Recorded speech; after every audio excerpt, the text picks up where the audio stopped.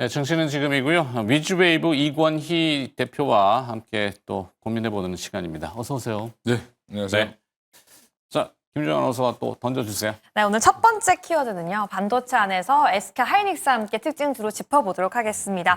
간밤 엔비디아가 수급이 쏠린 가운데 시가총액 4조 달러를 가장 먼저 상회하는 모습이었는데요. 특히나 재미있는 이슈들이 나왔습니다. 미국 시장 장중에는 9월에는 중국을 위한 새로운 AI 칩을 출시하겠다라고 밝히면서 젠슨항 회장이 곧 있으면 중국을 방문하겠다라고 밝히기도 했고요. 특히나 이 모든 반도체 종목들이 일제히 상승하는 모습 보이면서 오늘 국내 증시에서는 SK 하이닉스가 그 수혜에 힘입어 상승하고 있는 모습 나타나고 있습니다. 관련주와 함께 짚어볼까요? 네. 자, 엔비디아의 시총이 종가가 4조 달러 돌파한 지는 제가 보는 화면은 3조 9,700억. 장중에 이제 4조 달러 트라이 했던 것 같고. 네. 그 뒤에 그 마이크로소프트하고 애플이 있잖아요. 이 기업들은 가만히 있겠느냐. 뭐 따라가겠죠. 그 다음에 이제 다음 스텝 뭐야? 5조 달러. 뭐 이렇게 되지 않겠어요? 뭐 작게 시장이라는 게 보통 이렇게 그림을 그려가니까.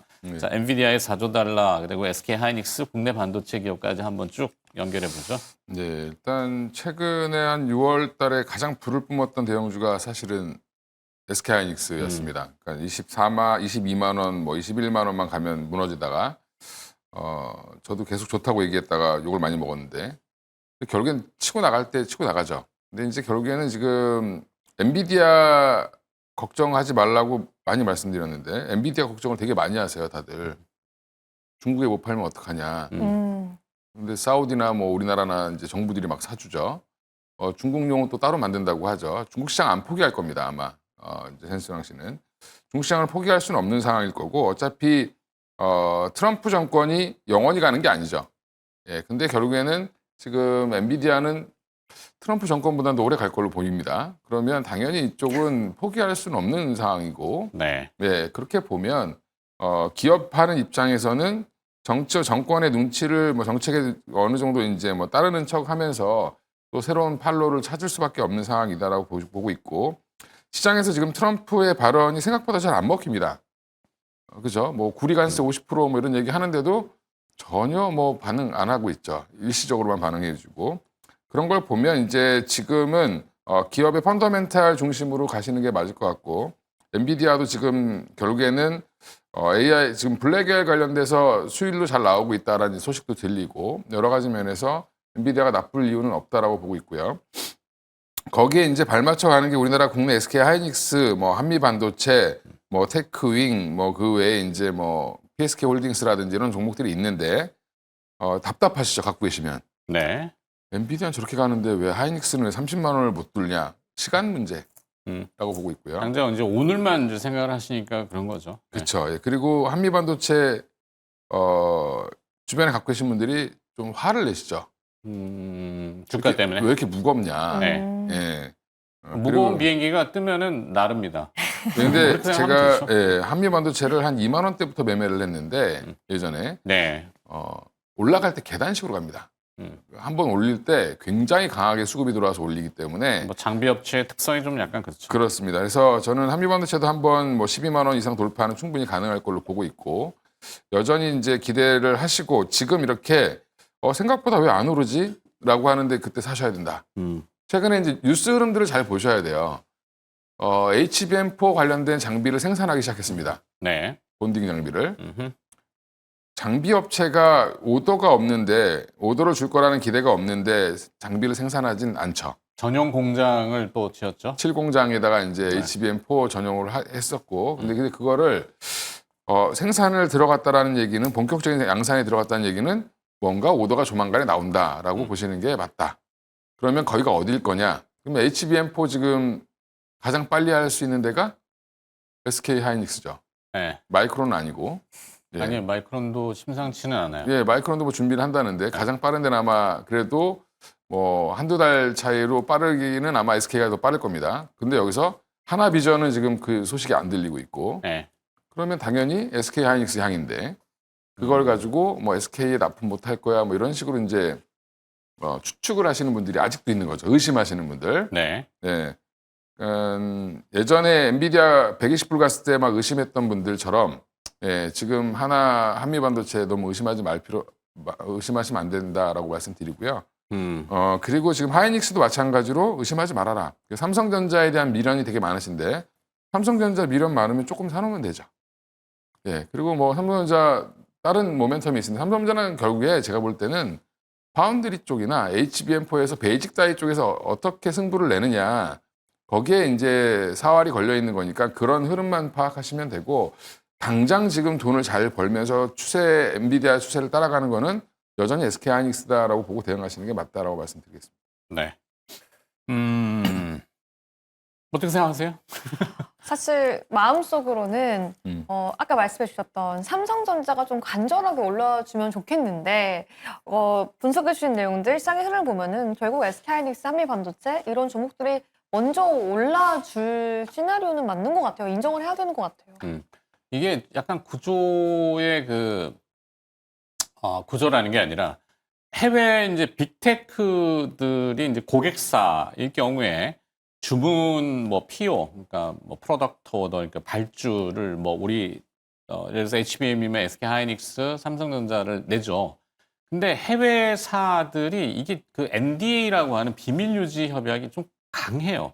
특히 이제 A사, 사과, 그다음에 N사, 이런 이거 지금 엔비디아나 애플이나 하여튼 이 사명이 밝혀지는 거를 굉장히 꺼려한단 말이죠. 그럼 우리 입장에서 보면은 주문도 받고 좋은데 밝혀서 공시를 해서 한국은 공정공시 때문에 해야 됩니다라고 해도 해외사들이 그걸 굉장히 좀 꺼려한다는 거예요.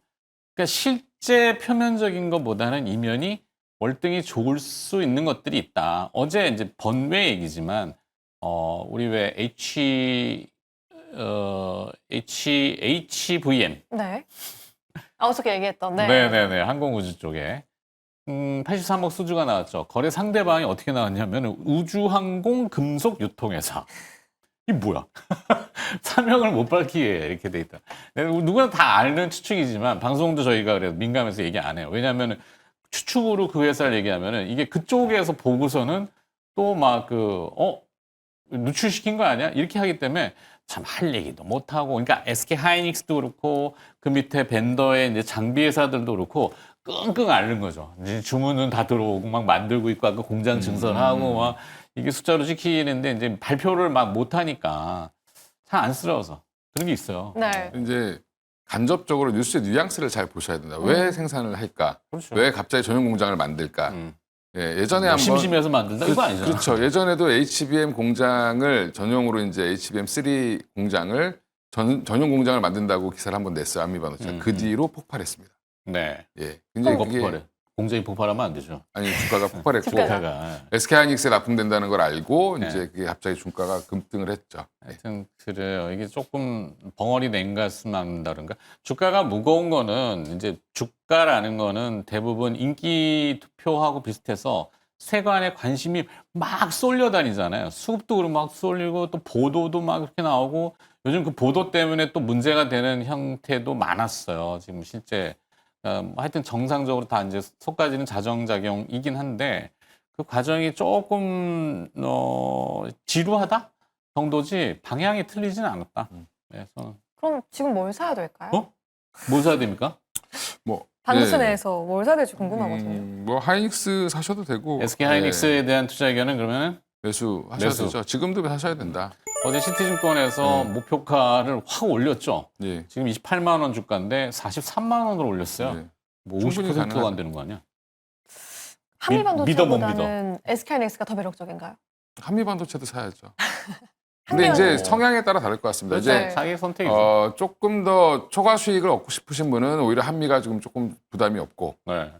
좀 그래도 안정적으로 꾸준히 뭐 그래도 내가 SK 하이닉스 조금 뭐 레버리지 일으켜서 사겠다라고 하면 또 그쪽도 나쁘진 않다라고 보고 있습니다. 저는 테스를 좀 보고 싶어요. 테스요. 테스가 뭐 하는 기업이죠? 반도체 장비죠. 거기도 뭐 증차 뭐 여러 가지 다양한 걸 하는데 거기도 아마 HBM 쪽으로 뭔가 분주히 움직이는 것 같고 삼성전자하고 SK 하이닉스 모두 다 관계가 좋아요. 네, 그러다 보니까 뭐 그런 기업들 장비 쪽을 본다면은 뭐 장비는 잘 많이 관심은 안 두시죠. 장비 같은 경우에는 한미반도체. 그냥 맨날 듣던 거 항상 이렇게 외골수로. 네. 그러면 안 돼. 다양하게 좀 보시고. 아, 근데 사실 거기가 제일 좋긴 해요. 또 뭐 소재도 소재 기업 중에 삼양 NC캠 같은 것도 삼양. NC캠 같은 경우도 NC캠? 네. 그 HBM 쪽으로 소재가 좀 더 들어갈 가능성이 높고요. 펨트론이라는 회사가 있습니다. 최근에. 펨트론. 펨트론이라고 네. 펨트론이 아니라 예, 펨트론도 지금 추세가 좋은데 거기도 마찬가지로 지금 마이크론 쪽에 소캠 관련된 장비, LP캠 관련된 장비 납품했는데 아마 조만간에 이거 국내에도 납품할 가능성이 높고 또 하나 이제 HBM 관련된 장비도 지금 준비 중에 있다. 검사 장비도. 그래서 저는 펨트론 같은 종목들도 의외로 이게 뭐 어디 SK하이닉스와의 거래 시작, 뭐 마이크론과의 거래 시작 이것만 딱 나와도 주가는 더 튀어 올라갈 가능성이 있습니다. 뭐 그런 신생 기업들도 좀 있다.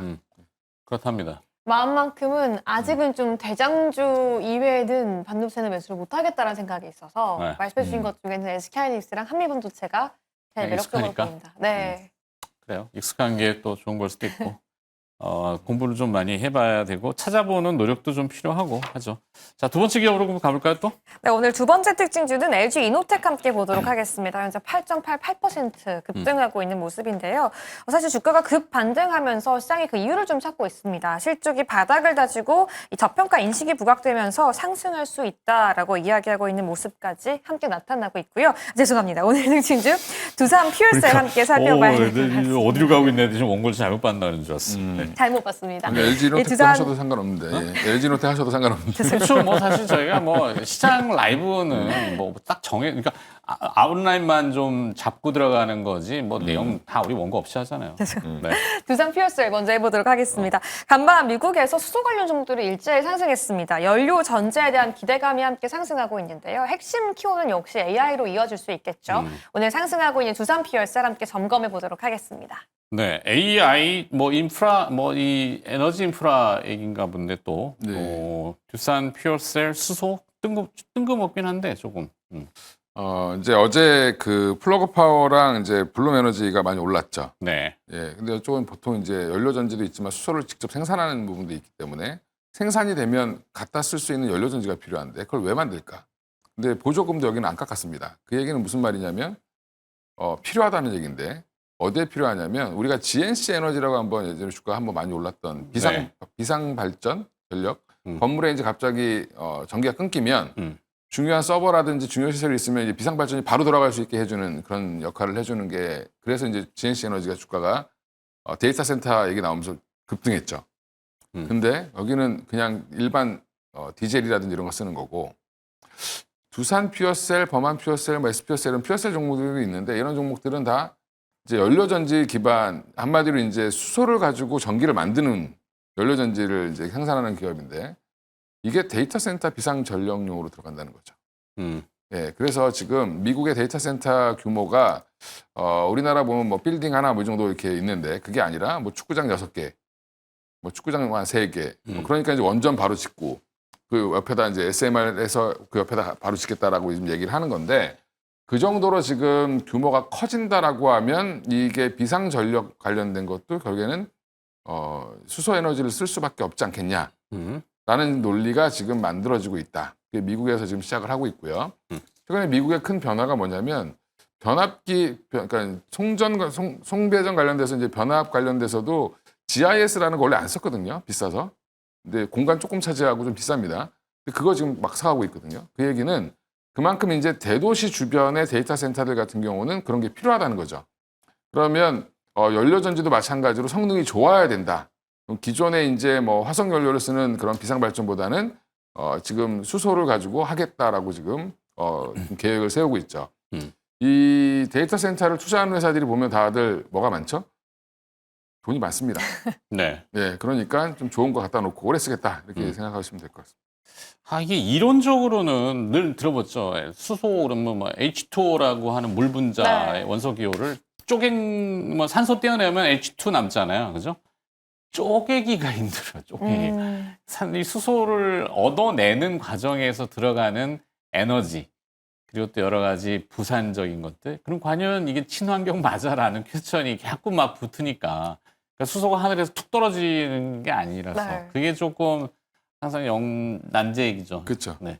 기술이 좀 발달이 얼마나 할지는 모르지만 테크닉이 그래서 조금 유리하게 뭐 이렇게 수소를 얻는 과정이 또 여러 군데 있거든요. 그런 것들이 좀 고민인 것 같아요.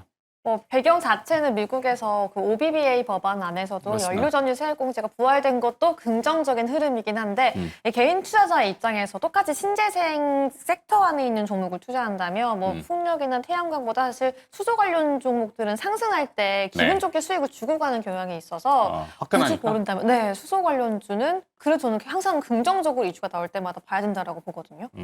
그렇죠. 동물적 감각인 거예요. 이 약간 로봇과 비슷하다고 생각하시면 돼요. 아직은 상용화가 돼서 돈을 벌고 있는 기술은 아닌데 일부 이제 시범적으로 쓰고 있고 일부 지역에서는 지금 하고 있는데 두산 퓨어셀 지금 실적 보면 처참하죠. 예, 다 빨갛습니다. 그 얘기는 다 적자. 계속 적자인데 적자폭을 줄이는 과정에 있다라고 보고 있는데 그 기술력만큼은 좀 인정을 받는 것 같고요. 이게 이제 여기 데이터 센터에 본격적으로 쓰인다라고 하면 사실은 실적은 갑자기 뭐 돌아설 수 있는 거니까 그 기대감으로 지금 주가는 움직이고 있다라고 생각하시면 되고요. 네, 두산 인프라에 네. 뭐 차선으로 퓨얼셀 이렇게 접근하는 것도 있나요? 가격적으로 보면은 두산 인프라코, 두산 인프라랜다. 피어셀. 네. 두산 에너빌리티. 에너빌리티. 죄송합니다. 네, 네. 요즘 해다갔다가 날씨가 더워가지고 이해 좀 해주시고요. 두산 에너빌리티의 주가가 상당히 지금 뭐 절대 가치는 사실 측정하기가 좀 애매한 위치고 더 업사이드를 많이들 보지만 그러니까 이제 두산 에너빌리티 다음으로 그럼 두산 퓨얼셀도 요 가격이 한 2만 원이니까 네, 대중성이 좀 있네. 그래갖고 우리 김정 아나운서 얘기하는 것처럼 수소, 청정에너지, 산소만 나오는 거야. 뭐 광고도 그런 거 많이 나왔잖아요. 그죠? 그러다 보니까 이렇게 접근하는 거. 강 세장의 특징은 이런 스토리가 먹힙니다. 내러티브하게. 예. 그래서 누가 스토리를 잘 짜서 미리 예측해서 가느냐. 근데 지금 보면 트럼프가 수소에 대해서는 이런 방구 안 하죠. 네. 지도 네. 자기도 잘 모르니까. 예, 모르니까. 근데 이제 태양광 풍력은 싫다. 이러는데 수소 얘기는 안 합니다. 그것도 어떻게 보면 언급이 없어서 더 좋을 수도 있다. 네. 네, 이렇게. 네, 뭐 지금 LNG에 꽂혀가지고 그 부분은. 근데 LNG라는 게 사실 도시가스 우리 LNG 쓰잖아요. 도시가스를 가지고도 에너지를 이제 기본적인 뭐 가스레인지나 아니면 뭐 이거 뭐지 보일러를 돌리는 것도 있지만 거기에 따른 부산물로 수소를 재활용하는 거 뭐 이런 것도 좀 있긴 있어요. 네. 그래서 그건 또 뭐 좀 발전해야 되는 단계이긴 하죠. 자, 근데 결론은 두산 퓨어셀에 대한 전략? 안 그래도 어떻게? 지금 지난번에 한번 움직였다가 다시 조정받길래 좀 봐야 되지 않을까 생각했는데 오늘 갑자기 뒤통수 맞은 것처럼 올라오고 있는데 아마 이제 오늘 갑자기 떴기 때문에 지금 주가는 아마 밀릴 겁니다. 그래서 아마 오늘 양봉을 지켜낸 음봉이 나올 가능성이 높다라고 보고 있는데 한 내일 정도에 한번 또 밀린다라고 하면 오히려 그때는 좀 보시는 게 또 좋지 않을까. 왜냐하면 미국도 뉴스케일 파워 지금 플러그 파워라든지 블룸 에너지가 생각보다 급등했기 때문에 조정 나올 수 있거든요. 예, 그런 부분을 감안하셔서 오늘 종가 무렵이나 아니면 내일 좀 시가 정도에 한번 보시는 게 좋지 않을까 생각하고 있습니다. 구체적인 전략을 네. 시점 이런 게 시점이에요. 언제 네. 올라요? 그런 거죠. 뭐 정확히 맞출 수는 없지만 참고하시는 정도. 어떻게 동의하십니까? 수소주. 그리고 오늘 반도체부터 수소까지 두 종목, 두 섹터 모두 다 좀 매력적으로 느껴져서 네. 좀 주목해 보고 싶은 섹터이자 종목들인 것 같습니다. 그래요. 뭐 하여튼 한정된 재료를 가지고 또 뭐 저희가 풀어보긴 했는데 어찌됐건 네. 증시는 지금 위즈웨이브 이권희 대표가 또 수고를 해주셨네요. 고맙습니다. 네, 감사합니다. 네.